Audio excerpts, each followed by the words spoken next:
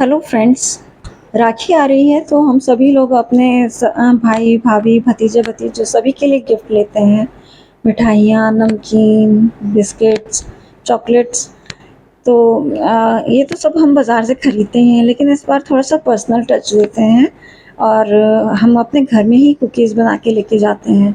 तो आज मैं बना रही हूँ कराची बेकरी की फ़ेमस टूटी फ्रूटी कुकीज़। इसे बनाना बहुत ही आसान है और आप घर में बहुत कम सामान से बना सकते हैं। सबसे पहले हमें चाहिएगा बटर, फिर चीनी पिसी हुई, मैदा, उसके बाद custard powder, pineapple essence, tutti frutti और बेकिंग पाउडर। बस यही कुछ सामान की ज़रूरत होती है और हमारी बहुत अच्छी कुकीज़ घर पे ही तैयार हो जाती हैं, बाज़ार से भी ज़्यादा अच्छी। तो स्टैंड मिक्सर में सबसे पहले मैंने थोड़ा सा ना सॉफ्ट बटर और 110 ग्राम और 120 ग्राम चीनी ले ली है पिसी हुई, और इन दोनों को अच्छे से बीट कर लिया है। पहले ये डार्क येलो कलर का था, लेकिन अब ये पेल येलो कलर का हो गया है। तो इससे पता लगता है कि हमारा जो बटर और शुगर का मिक्सचर है वो बिल्कुल तैयार हो गया है, एकदम क्रीमी कंसिस्टेंसी का। तो अब हम इसमें कस्टर्ड पाउडर डाल देते हैं 60 ग्राम, और इसको भी हम पहले स्पैचुला की मदद से मिला देते हैं ताकि ये ना चारों तरफ फैले नहीं। अब हम वापस से स्टैंड मिक्सर को ऑन कर देते हैं और इन सब चीज़ों को अच्छे से मिक्स कर लेते हैं। अब हम इसमें डालेंगे बेकिंग पाउडर आधा टीस्पून, और आधा टीस्पून डालेंगे हम इसमें पाइनएप्पल एसेंस। फ्रेंड्स, आपके पास अगर पाइनएप्पल एसेंस ना हो तो आप लेमन या ऑरेंज कलर का एसेंस भी डाल सकते हैं, लेकिन जो बेकरी वाले बिस्किट आते हैं ना उसमें पाइनएप्पल एसेंस ही होता है, जिसकी इतनी भीनी भीनी खुशबू आती है जैसे ही हम बॉक्स को खोलते हैं। तो और कस्टर्ड पाउडर से बहुत ही अच्छा क्रंची टेस्ट आता है और वनीला की बहुत अच्छी सी खुशबू आती है, और कलर तो ये देता ही है कुकीज़ को, जो येलो कलर होता है ना वो। तो अब हमने अच्छे से इसको बीट कर लिया है, सारी चीज़ें अच्छे से मिक्स हो गई हैं। तो मैंने पॉट को बाहर निकाल लिया है और उसके बाद उसमें डाल दिए 195 ग्राम मैदा। तो इस मैदा को पहले हम स्पैचुला की मदद से मिक्स कर लेंगे, नहीं तो वापस से हमने अगर स्टैंड मिक्सर में ऐसे ही लगा दिया तो चारों तरफ हमारी मैदा ही मैदा हो जाएगी और हमें किचन की भी सफाई करनी पड़ेगी। तो पहले हम अच्छे से इसमें ही मिक्स कर लेते हैं, उसके बाद ही हम इसे स्टैंड मिक्सर में लगाएंगे। और फ्रेंड्स, कोई ज़रूरी नहीं है कि हमारे पास स्टैंड मिक्सर हो। पहले मैं ये ना कुकीज़ हाथ से ही बनाती थी, मेरे पास हैंड विस्कर ही था और उसी से बनाती थी। ये तो मेरे पास अभी आ गया, तो मैंने सोचा चलो आज पहली बार डेमो इसी में ही कर लेते हैं, तो इसलिए मैं इसमें बना रही हूँ कि देखिए कैसा बनता है। इसमें मैंने इससे पहले कभी भी कुकीज़ ट्राई नहीं की थी। एक बार मैंने इसमें ब्रेड बनाई थी, बहुत अच्छी बनी थी ब्रेड भी। तो अब देखिए ये सब चीज़ें तो मिल गई हैं, अब हमने इसमें टूटी फ्रूटी भी डाल दी हैं और टूटी फ्रूटी मिलाकर अच्छे से चला लेते हैं ताकि ये पूरे बैटर में अच्छी तरह से मिक्स हो जाए। चलिए जी, ये मिक्सचर हमारा तैयार हो गया है, तो अब हम इस पेडल को हटा देते हैं इसमें से, और आगे का काम हमें करना है अपने हाथों से। तो इस जार को पॉट को हम बाहर निकाल लेते हैं और अब हम मिलाते हैं इसमें 3 से 4 चम्मच दूध के। फ्रेंड्स, बस इससे ज़्यादा दूध की मेरे ख्याल ज़रूरत पड़ेगी नहीं है आपको, क्योंकि अभी आपको ऐसा लग रहा है कि ये पूरा मिक्सचर है ना खिला खिला सा है, ये कैसे बंधेगा। लेकिन जैसे जैसे आप इसको ना साथ में लाने की कोशिश करेंगे ना, तो आपके हाथों की जो गर्मी होती है उसी से बटर मेल्ट होता जाएगा और ये सारा का सारा डो बन जाएगा। तो देखिए मेरे को 5 मिनट लगे इसको बनाने में और इतना बढ़िया सा हमारा डो तैयार हो गया है। मगर इस पर किसी तरह का प्रेशर अप्लाई नहीं करना है, बिल्कुल आराम आराम से करना है ताकि इसमें जो हमने एयर डाली है ना वो बाहर ना निकले।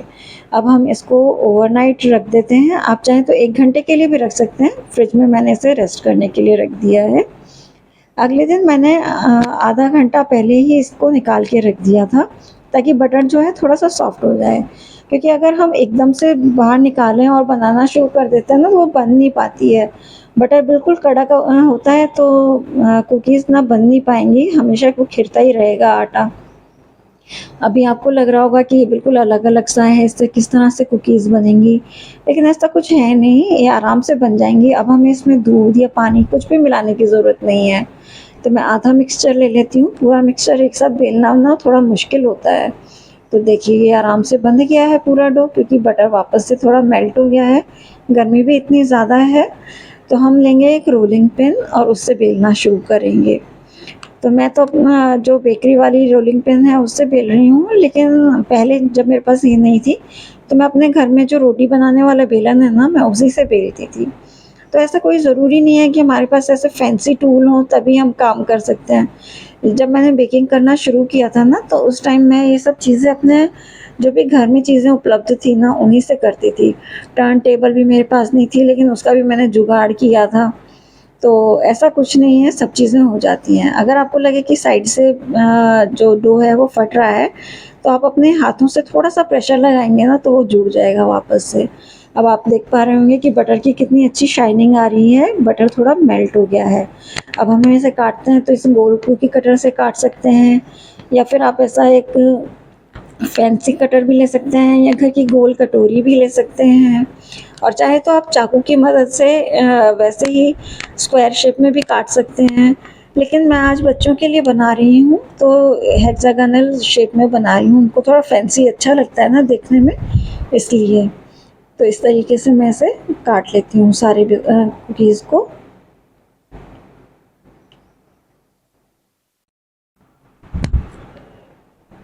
तो देखिए, तो जब हम इन सब कुकीज़ को ट्रे पर रख देंगे, तो जो लेफ़्ट ओवर बचेगा हमारा डो, तो उसको वापस से हम रोल कर लेंगे और इसी तरीके से कुकीज़ को काट लेंगे। तो अब हम इन कुकीज़ को एक-एक करके उठाकर बेकिंग ट्रे पर रखते हैं। देखिए कितनी बढ़िया शेप है, और मेरे हाथ में है ना, तो भी ये गिरी नहीं है या इसका शेप नहीं बिगड़ा है। उसकी वजह यही है कि मैंने इसमें दूध कम मात्रा में डाला था। अगर दूध ज़्यादा डाल देंगे ना, तो डो इतना ढीला हो जाएगा कि ये शेप ही नहीं पकड़ेगा। तो बस इसीलिए आप इन थोड़ी-थोड़ी छोटी-छोटी चीज़ों का ध्यान रखिए, तो आपकी कुकीज़ बिल्कुल परफ़ेक्ट बनेंगी, बाज़ार से भी कहीं ज़्यादा अच्छी बनेंगी।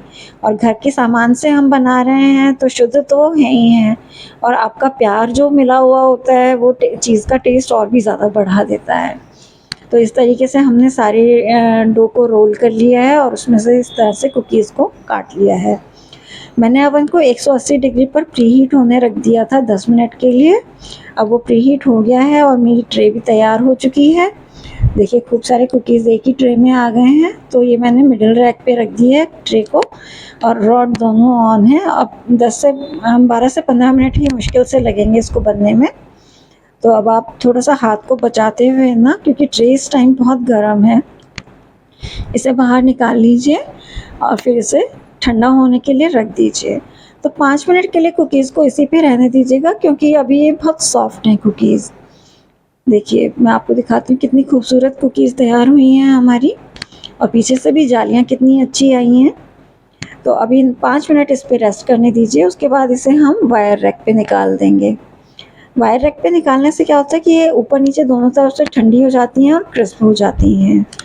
और फिर आप ठंडी होने के बाद इसे किसी भी फैंसी बॉक्स में भर दीजिए और अपने डियर वन को गिफ्ट कर दीजिए।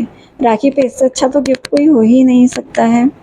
तो जैसे ये ठंडी हो जाती है, मैं आपको तोड़ के बताती हूँ कि कितनी क्रिस्प बनी है हमारी कुकीज़। ये देखिए एकदम क्रिस्पी कुकीज़ तैयार हो गई हैं। तो अगर आपको ये रेसिपी मेरी पसंद आई है, तो प्लीज़ मेरे चैनल को लाइक, शेयर, सब्सक्राइब ज़रूर से कीजिएगा। Thank you.